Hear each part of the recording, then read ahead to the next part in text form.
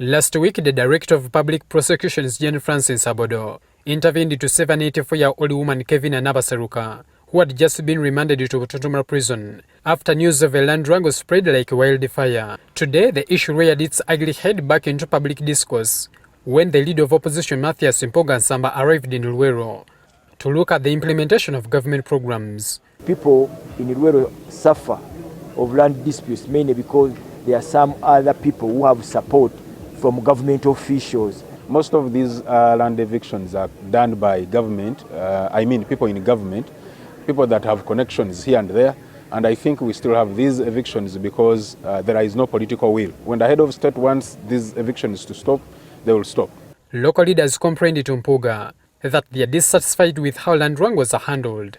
Laws are in place, but in Uganda we are seeing people flouting them. You will find that the police is leading them, the office of the RDC. They are so synonymous with those two offices, with land grabbing. And this has rendered our people landless. Mpuuga, who was accompanied by over 10 opposition MPs, expressed their disappointment after visiting Luweero Boys Primary School and found some pupils sitting on the floor while in class. The MPs were equally disturbed to learn that the school, which has over 100 learners living with disabilities, have only 2 teachers to attend to them.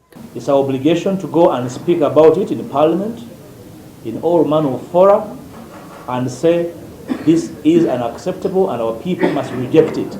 Local leaders also appealed for more support to Luweero Hospital, which they say is in a poor state. I think if now it is a report to Parliament, we can get a special grant so that the hospital is finished. Mpuuga has today concluded his oversight tour of Greater Luweero and is expected to raise his report in Parliament. Habat Kamoga, NTV.